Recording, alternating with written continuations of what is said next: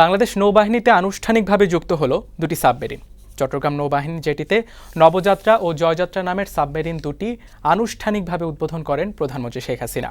এর মাধ্যমে নৌবাহিনী ত্রিমাত্রিক বাহিনীতে পরিণত হলো।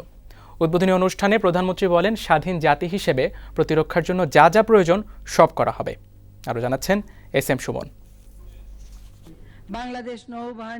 চীনের তৈরি দুটি ডিজেল ইলেকট্রিক অ্যাটাক সাবমেরিনের অন্তর্ভুক্তির মধ্য দিয়ে নতুন যুগে পদার্পণ করল বাংলাদেশ নৌবাহিনী।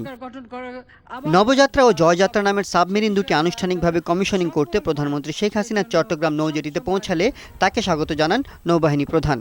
জানানো হয় গার্ড অব অনার। নবযাত্রা ও জয়যাত্রা দুটি সাবমেরিন দৈর্ঘ্যে ৭৬ মিটার এবং প্রস্থে ৭.৬ মিটার। টর্পেডো ও মাইন সজ্জিত সাবমেরিন দুটি সর্বোচ্চ গতিবেগ ঘন্টায় ১৭ নটিক্যাল মাইল এবং ডিসপ্লেসমেন্ট ১,৬০৯ টন। প্রধানমন্ত্রী জাহাজ দুটির অধিনায়কের হাতে তুলে দেন সাবমেরিন কমিশনিং ফরমান।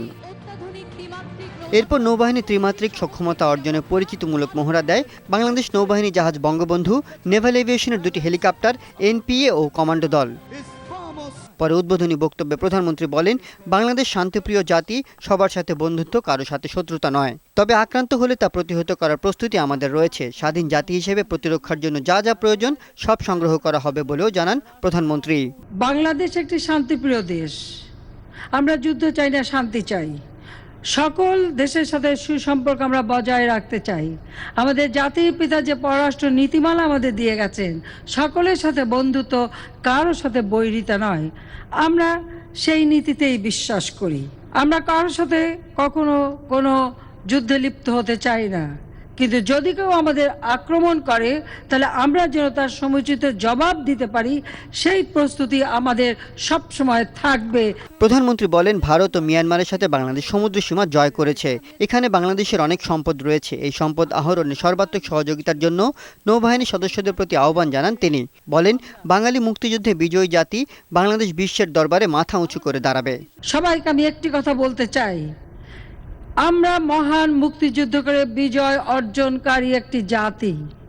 জাতির পিতার নেতৃত্বে বিজয় আমরা অর্জন করেছি, আমরা স্বাধীন দেশ পেয়েছি। কারো কাছে মাথা নত করে নয়, মাথা উঁচু করে বিশ্ব দরবারে আমরা চলবো।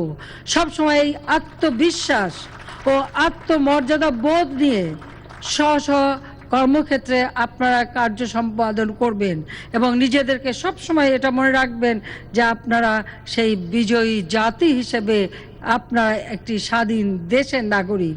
উদ্বোধন শেষে সাবমেরিন নবযাত্রা ও জয়যাত্রা পরিদর্শন ও এর কার্যক্রম প্রত্যক্ষ করেন প্রধানমন্ত্রী। এস.এম. সুমন, বৈশাখী সংবাদ।